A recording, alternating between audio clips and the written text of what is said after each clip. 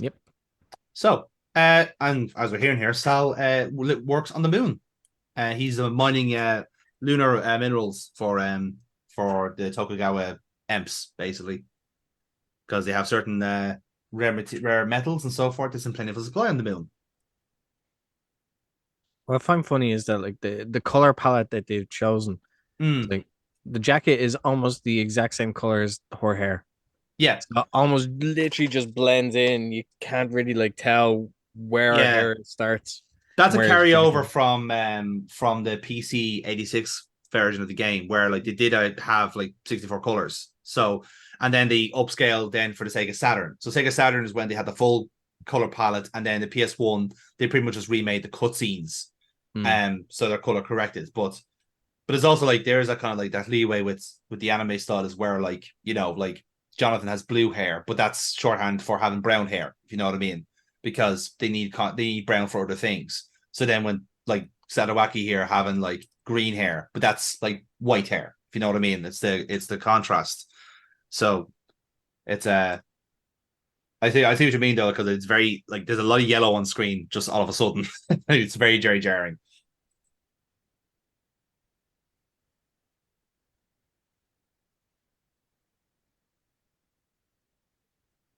What's even funnier is that he's asking this right in front of him, and he's Yeah. like staring a hole through him. You know, The fact that Jonathan is just like main squeeze. It's but like I thought we had a thing going when I saved you from that mosquito attack. I thought you were a side chick. Yeah, Just bang. Chris, are you everyone's side chick asking for a friend? Mostly Ed. And how does one become the fuck How does one become a side chick? Again, asking for a friend. asking for a friend? How much do you charge? Just to be clear, I only have like old LA dollars. I presume you guys have got crypto up here. Of like $1, a button, Yeah, a hair clip. and a gun, What's that get me? and one tablet of antidepressants. Oh, and I've one smoke. Yeah, exactly.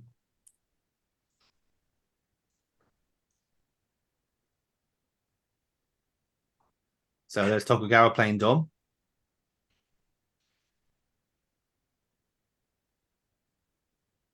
It's also the point to note here, like Hojo isn't just any one of his employees. He is literally the head of R&D.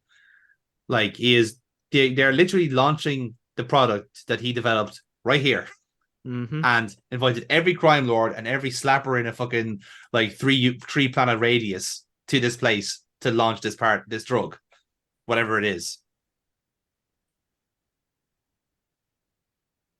Like not like I not to say that like big pharma is like this, but I highly doubt Pfizer are launching their new fucking products in this fashion. Maybe they are, I don't know, but they would seem to be a bit of an ego trip if they'd done it this way. You've just never been invited to the parties. I wouldn't want to be. It's pharma. Fuck those guys. Jonathan just wants to be in the room where it happens. Absolutely, yeah. Many so I can criticize the catering. Yeah. That's how much of a dry shot I am. Is that like I could be in this room of gangsters and escorts, and they're going like, "Oh, the fruit punch is awful." Like, Cake is a bit dry. God damn it. yeah, honestly, like Jesus, Like my missus could cook that better. Like, honest to God, like yeah, it's like I know it's zero G and it fucks with the taste, lad, but come on, try harder. Like you literally run space, do better. And don't give me the whole Japanese umami bullshit. No, just make better. Okay. It's a launch party for your biggest product. Put some fucking effort into it and stop hiring deep fakes as the escorts. It's very off-putting when fucking two Marilyn Monroes are asking me to dance. I think I'm you're seeing probably double. the only person in history to have said that sentence. Probably, Yeah. yeah. Pretty sure. Pretty sure. It's Like a I have strange to thing to turn say. down two Marilyn Monroes. Ah, oh, what a day! Like honestly, like just had to swat him away. Like just yeah, go ahead.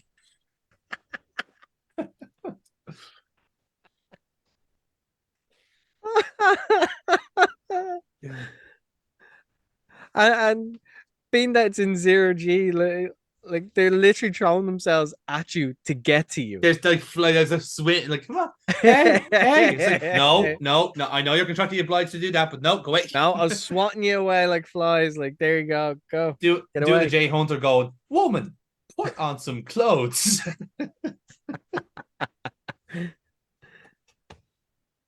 Get that Gansey on you right now. Are you not cold up here? Put a Gansey on. It's cold out in space.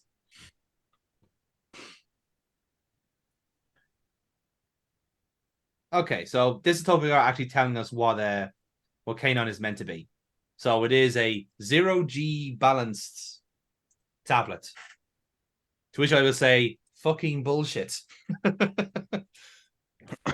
Even for the fake science, that's a bit of a stretch. It's all medical jargon to confuse you, so that way you don't ask questions. Pretty much, like again, like Kojima has like hidden an actual lie in his technobabble. I'm thinking, listen here, piss doctor. Right? I told you not to call me that during work. What? I told you not to call me that outside of work. You don't be doubting the credentials of Mr. Hideo Kojima. I will, but carry on. I love the guy, don't get me wrong, but don't step to chemists, okay? Chemists have got you covered here. All right, here we go. Here comes the confrontation. Dun, dun, dun, dun, dun. And in comes the Lethal Weapon soundtrack.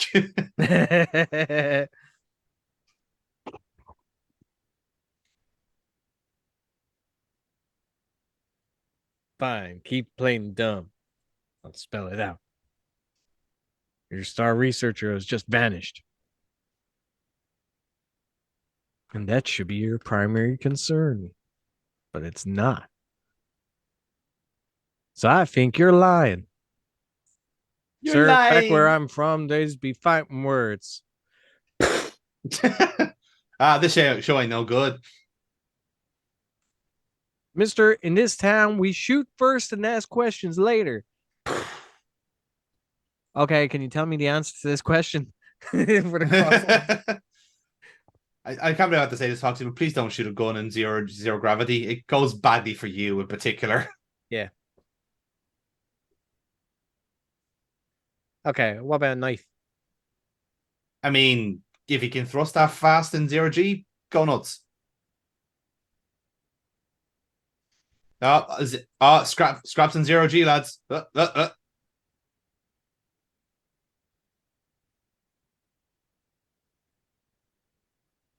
This isn't 30 years ago. I run the group.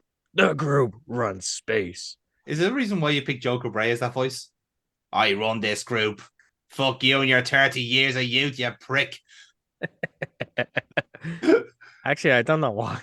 you literally just like by default just set to that. It's like, fuck you.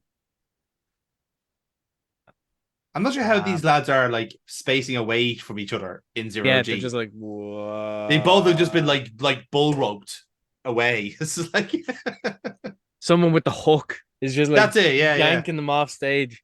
Oh god. So yeah, we got barred from the party. So sorry lads, no escorts for you tonight.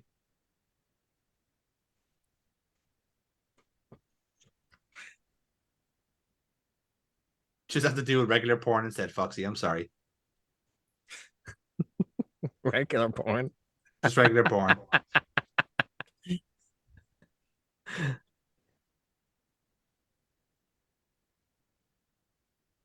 And now we drive home thinking about what we did. Thinking about what we could have had. But you one crazy ass bitch. I could have had a piece of that cake. What, you mean the one of the fruit bowl? No, the escorts. God damn it, Jonathan. Honestly. 25 years in space has done something to your cock, man. Honestly. Just because you've been frozen for 30 years doesn't mean that I have. I actually wanted a piece of this. Just look at it. It's not every day. You're close to retirement, and you're close to so many different Yeah. There's I'm gonna end my Zerts. sentence there. Yeah, I think you made your point. Again, that's a really cool visual there. Like that, like the highway is literally across the boundary of space. Like that's I'd love to see that in 3D, just like drive like the road all the way across the Connolly. You know? Imagine they made a game of this. Hmm. Like I Yeah. and I don't I know this is a I video know. I game, know what you but mean. Yeah.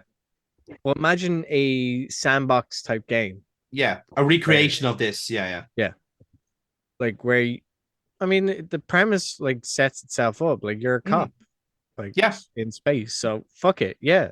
Like roll with that. Exactly. Yeah. You literally do a true crime fucking like sandbox style. Yeah, you could do it exactly. Like you can expand the plot out. You can do different subplots. You can do tons of things with this premise.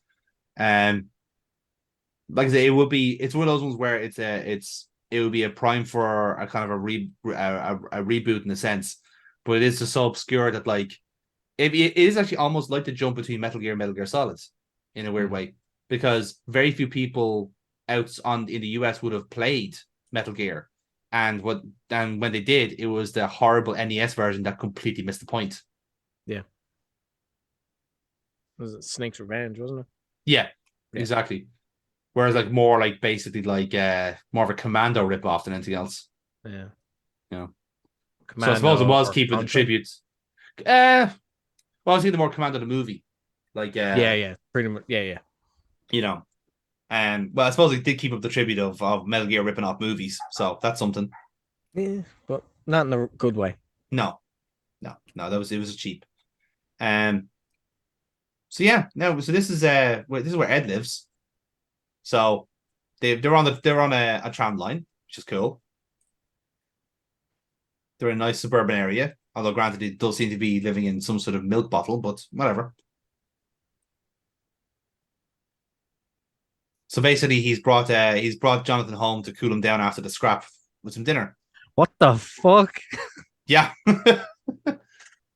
She's in uniform again. Yep. This is Ed's daughter.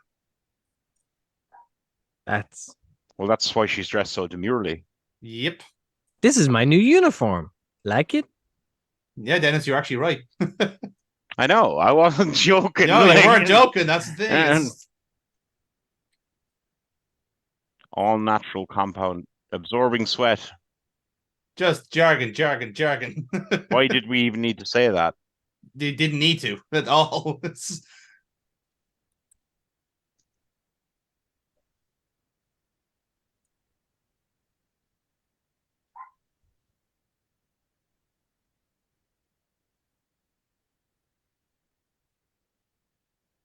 Voice acting isn't half bad considering the time. Yeah, no, like in fairness, like the especially in certain scenes, the voice acting is really, really good. Like I'm a big fan of the guy who voice acts the Tony, because he just sounds sinister. Like it's just like there is a kind of a creepiness to him. It was just I think at this time it was so I think we were all so used to having just diabolically bad voice acting, because again it was a new medium and so many Jill sandwiches were around because there wasn't enough experience doing it. That when you actually come across a good one, you're like, oh shit. Or not even a good one, a passable one. Well, it might come up in this series, but Snatcher actually has very good voice acting for the time too. A couple of years before this game, so when they ported it to the Sega CD, they had space for voice acting. So they did what Policenauts do here, and basically pick their battles in terms of what scenes to voice act. And again, the voice acting is like genuinely well produced for the time. Because I'm thinking like that's what I'm saying. Like, yeah. It's like I obviously I can't speak the language, but I mean they seem the intonation, the delivery, all seem fine. Actually quite good at some parts, but like it's just again I was just expecting worse. Like I mean, of course there were exceptions. Like Broken Sword had pretty decent voice acting, but also that had some misses as well. Well, I think the trouble with that was that they left like 20 characters to 3 people, and one of them was very clearly Irish. So like suddenly he's playing like French and English characters. For the longest time, I may have said this before. Actually, I think almost certain I had this out before, and you you prove me wrong. Yeah. I was convinced for the longest time that one of that the little boy voice Yes, in it was the voice of Podge yeah. or Podge and Raj. I because we were playing on the Madness channel quite recently, and I had to check it for a pig iron to see, but it's not him. He sounds exactly like I know Yeah. it's not him. I think you proved that last time because Yeah. you got the names up or something. But it sounds exactly like a badly recorded version of him. Yeah, exactly. Yeah, exactly. Whoever that man is. Mm. But like it sounds exactly like Podge and Raj. Like he shows up in like this was at the time before a lot of the voice actors got actual acting credits. So like certain games will like Broken Sword actually did credit the voice actors like because this is around the time where that culture was changing. So so I can probably find the voice actor himself. But the thing is, like, if you even look at his IMDb or any other similar site, he will probably have a lot of like I don't know if we ever got credits. his actual name. I don't know if we did before. We may did. have gotten it Can't remember, before. I don't know. I did see it, but what he's like, he's only down for Broken Sword, but I know for certain I've heard of him in 3 or 4 different games because his voice is very distinctive. You know, He has a very distinct. That's why I thought I Mm. thought it was Podge and Raj. Is you know that kind of voice a mile off. Yeah. Hilarious enough, I don't know if I said this as well, but the actual guy who plays George Stobart is a fellow called Rolf Saxon, and he's the narrator of the American Teletubbies show. Fuck off, is he? Yep, that's actually his. Between that and George Stobart, that's his 2 main roles. He's quite good. I'm surprised he didn't go on to anything else. He's actually he's in a couple of movies. Actually, he's in you actually will see him in Saving Private Ryan. Actually, Who was Nico then? Nico got recasted a lot. I was going to say Nico in the first Broken Sword was not that great. Yeah, no, well, yeah, she was very ditzy or something like that. But well, no, even just the line delivery wasn't fantastic. I think they just went with you've a French accent, you'll do. Yeah, pretty much. But in later games, became very good. Mm. Not again character wise. Yeah, there was obviously arcs and developments, but I mean actual acting wise. Yeah. So the original Nico was a girl. I think it was Nathaniel Esther. I think her name was, and then she got recasted by Hazel Ellerby then in the remake. Huh. I think so. I could be wrong. Man, I love that whole series. I've played that entire series. No, actually, I'm wrong. Hazel Ellerby was the original Nico Collard. Apologies. Oh. Because she also voiced Lady Piermont and Nurse Grendel, and that is actually the same voice actor. Because I remember, like, it's very clearly the same person. It was one of those games that I remember. I had it as a kid, and I could never get past. You've played them, right? Which one's all of them? Oh yes, yeah, absolutely. Well, okay, if we want to talk specific, Smoking Mirror. Mm-hmm. Yeah. And